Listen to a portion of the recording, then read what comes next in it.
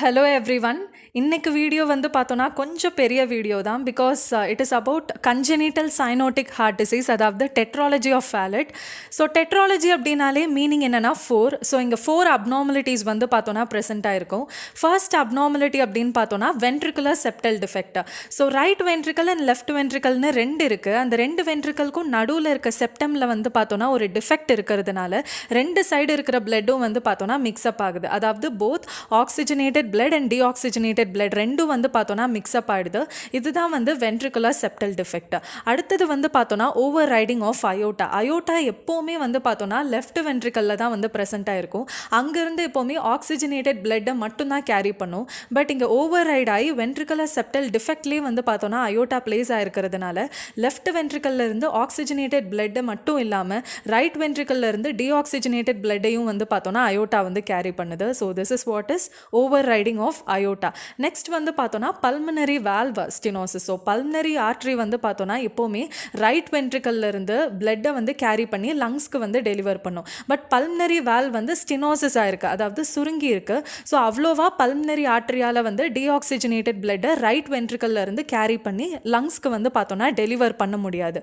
Next one வந்து பார்த்தோன்னா right ventricular hypertrophy. So right ventricular சுற்றி வந்து பார்த்தோன்னா நிறைய கார்டியாக் மசில்ஸ் இருக்கும். அந்த கார்டியாக் மசில்ஸ் எல்லாமே என்லார்ஜ்மெண்ட் ஆயிருக்கிறது தான் ரைட் வென்ட்ரிகுலர் ஹைப்பர்ட்ராஃபின்னு சொல்கிறோம். So these are all the 4 abnormalities of tetralogy of Fallot: ventricular septal defect, overriding of aorta, pulmonary valve stenosis and right ventricular hypertrophy. இதுக்கான causes என்னவா இருக்கலாம் அப்படின்னு பார்த்தோன்னா, மதருக்கு வந்து ப்ரெக்னென்சி அப்போ டயபெட்டிஸ் இருந்துச்சுன்னா அதை தான் வந்து கெஸ்டேஷனல் டயபெட்டிஸ் மெலிட்டஸ்னு சொல்கிறோம். இல்லை ப்ரெக்னென்சி அப்போ மதருக்கு வந்து ருபெல்லா அட்டாக் இருந்துச்சுனாலோ, இல்லை ப்ரெக்னென்சி அப்போ மதருக்கு ஆல்கஹால் கன்சம்ஷன் ஹேபிட் இருந்துச்சுனாலோ, இல்லை மால் நியூட்ரிஷன்னால, இல்லை ப்ரெக்னென்சி அப்போ மதரோட ஏஜ் வந்து மோர் தென் 40 இயர்ஸாக இருந்துச்சுனாலோ அவங்களோட பேபிக்கு வந்து டெட்ராலஜி ஆஃப் ஃபேலட் வரதுக்கான சான்சஸ் அதிகமாகவே இருக்குது.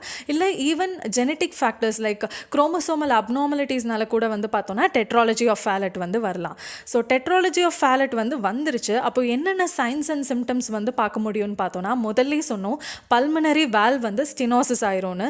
ஸோ பல்மனரி வால்வ் நேரோவாக இருக்கிறதுனால பல்மனரி ஆர்ட்ரியால் அவ்வளோவா டீஆக்சிஜனேட்டட் பிளட்டை ரைட் வென்ட்ரிக்கல்ல இருந்து கேரி பண்ணி லங்ஸ்க்கு வந்து டெலிவர் பண்ண முடியாது. ஸோ லங்ஸ் வந்து ஆக்சிஜனேட் பண்ணி கொடுக்குற அமௌண்ட் ஆஃப் பிளட்டும் வந்து பார்த்தோன்னா கம்மியாக தான் இருக்கும். ஸோ பிளட்டோட அமௌண்ட் கம்மியாக இருந்துச்சுன்னா கண்டிப்பாக ஆக்சிஜனோட லெவலும் வந்து கம்மியாக தான் இருக்கும். ஸோ ஹைபாக்சியா வந்து பார்த்தோன்னா இருக்கும். ஹைபாக்சியானால அடுத்து என்ன ஆகுதுன்னு பார்த்தோன்னா சைனோசிஸ் வந்து காஸ் ஆகுது. சைனோசிஸ்ன்றது bluish discoloration of the skin. So இது மோஸ்ட்டாக எந்தெந்த ஏரியாவில் பார்க்க முடியும்னு பார்த்தோன்னா நெயில் பெட், டோஸ், லிப் இந்த மாதிரி ஏரியாவில் தான் இந்த ப்ளூயிஷ் டிஸ்கலரேஷன்ஸை வந்து பார்க்க முடியும். ஸோ இதை தான் வந்து சைனோசிஸ்னு சொல்கிறோம். அடுத்தது வந்து பார்த்தோன்னா கிளப்பிங், அதாவது end of the nail bed எல்லாமே வந்து பார்த்தோன்னா ஸ்வோலன் ஆகி இருக்கிறது தான் கிளப்பிங்னு சொல்கிறோம். இந்த ஹைபாக்சியாவை காம்பன்சேட் பண்ணுறதுக்காக வந்து பார்த்தோன்னா பாடியில் வந்து ஆர்பிசி கவுண்ட் வந்து அதிகமாகிட்டே இருக்குது. அதிகமாக ஆர்பிசி வந்து ப்ரொடியூஸ் ஆகிட்டே இருக்குது. இதை தான் வந்து பாலிசைத்தீமியான்னு சொல்கிறோம். And important feature of tetralogy of ஃபேலட்னு பார்த்தோன்னா சைனோட்டிக் ஸ்பெல். இதை வந்து டெட் ஸ்பெல்ஸ்னு சொல்லலாம். அதே மாதிரி டெட்ராலஜி ஆஃப் ஃபேலட்டால் அஃபெக்ட் ஆகிருக்கிற ஒரு பேபி வந்து பார்த்தோன்னா ரொம்ப டயர்டாக இருக்கும். அண்ட் ஃபெயிண்டிங், கான்ஷியஸ்னஸ் வந்து பார்த்தோன்னா லாஸ் ஆன மாதிரி ஸ்டேட் இருக்கிறது தான். ஸோ இந்த ஃபீச்சர்ஸ் எல்லாமே வந்து டெட்ராலஜி ஆஃப் ஃபேலட்டால் அஃபெக்ட் ஆகிருக்கிற ஒரு பேபி கிட்டக்க பார்க்க முடியும். Next is pathophysiology. So tetralogy of ஃபேலட்டில் என்னென்ன நடக்குது அப்படின்னு பார்த்தோன்னா, இங்கே எப்போவுமே வந்து right side to left side shunting தான் வந்து நடக்குது. ஏன்னு பார்த்தோன்னா பல்மனரி வால்வ் ஸ்டினோசிஸ் ஆகிருக்கிறதுனால பல்மனரி லெவலில் ப்ரெஷர் வந்து எப்போவுமே அதிகமாக இருக்குது. ஸோ இங்கே எப்போவுமே right side to left side shunting தான் நடக்கும். இன்னொன்று பார்த்தோன்னா பிளட்டோட ஃப்ளோ வந்து எப்போவுமே ஹை ப்ரெஷர் ஏரியாவிலேருந்து லோ ப்ரெஷர் ஏரியாவுக்கு தான் இருக்கும். ஸோ ரைட் சைடு வந்து ப்ரெஷர் அதிகமாக இருந்தாலோ இல்லை லெஃப்ட் சைடு வந்து ப்ரெஷர் கம்மியாக இருந்தாலோ இந்த right side to left side shunting வந்து பார்த்தோன்னா நடந்துகிட்டே இருக்கும்.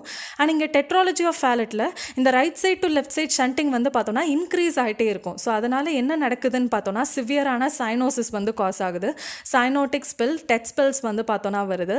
இதனால் ஹைபாக்சியா இருக்குது, ஹைப்பர் கேப்னியா அண்ட் அசிடோசிஸ் வந்து பார்த்தோன்னா இருக்குது. இது எல்லாமே என்ன பண்ணுதுன்னா பிரெயினில் இருக்கிற ரெஸ்பிரேட்டரி சென்டர்ஸ் எல்லாத்தையுமே வந்து பார்த்தோன்னா ஸ்டிமுலேட் பண்ணுது.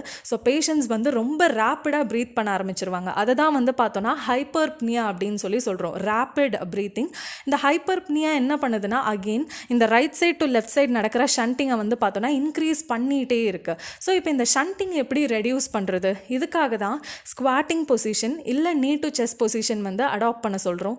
இந்த மாதிரி ஒரு ஸ்குவாட்டிங் பொசிஷன் இல்லை நீ டு செஸ்ட் பொசிஷன் அடாப்ட் பண்ணும்போது என்ன ஆகுதுன்னா systemic vascular resistance and peripheral vascular resistance இது ரெண்டுமே வந்து பார்த்தோன்னா அதிகமாகுது.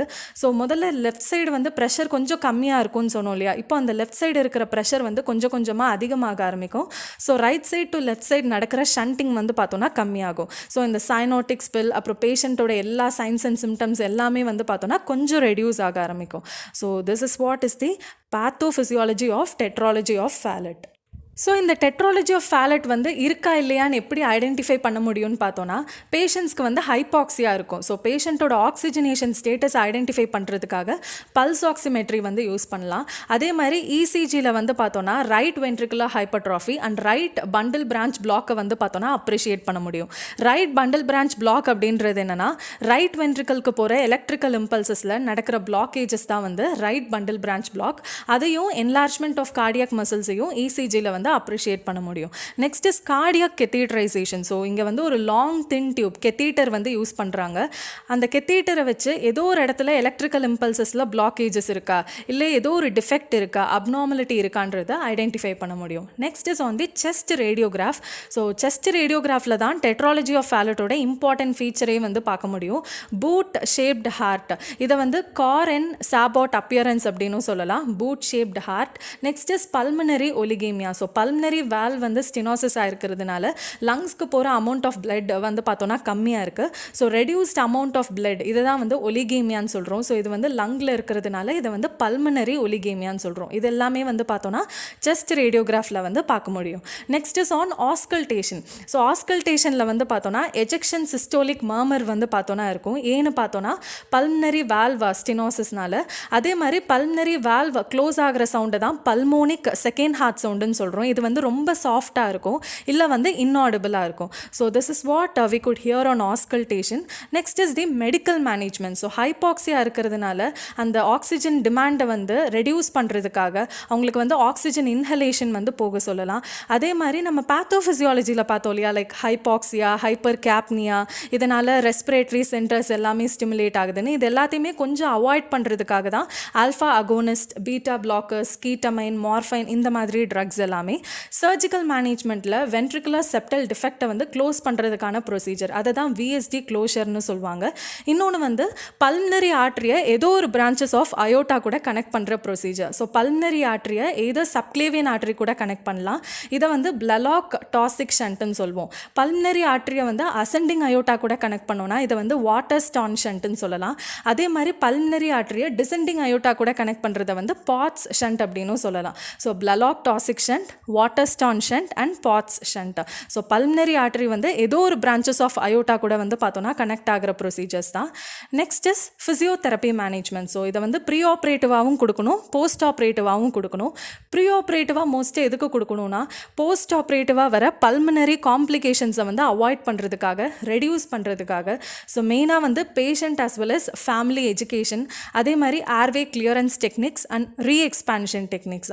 போஸ்ட் ஆப்ரேட்டிவாக வந்து பார்த்தோன்னா செக்ரீஷன்ஸை ரிமூவ் பண்ணுறதுக்காக வைப்ரேஷன், பர்கஷன் டெக்னிக்ஸ், இன்னொன்று வந்து மேனுவல் ஹைப்பர் இன்ஃப்ளேஷன், அதே மாதிரி பாஸ்ட்ரல் ட்ரைனேஜ் பொசிஷன். ஸோ எந்த லோபில் செக்ரீஷன் இருக்குன்றதுக்கு ஏற்ற மாதிரி தான் பொசிஷன் வந்து பண்ணணும், ப்ராப்பரான பொசிஷனிங். அதே மாதிரி எக்ஸ்பிரேட்டரி ஃப்ளோவை வந்து அதிகப்படுத்துறதுக்காக we can ask them to blow some bubble, we can ask them to blow some toy windmills, அந்த மாதிரி காஃப் ஸ்டிமுலேஷன் டெக்னிக். மெயினாக வந்துட்டு அவங்களுக்கு range of motion exercises, mobilisation வந்து கொடுக்கலாம், ப்ரீத்திங் எக்ஸசைசஸ் வந்து என்கரேஜ் பண்ணலாம், இன்ஸ்பிரேஷன் வந்து இன்க்ரீஸ் பண்ணுறதுக்காக இன்சென்டிவ் ஸ்பைரோமெட்ரி வந்து கொடுக்கலாம்.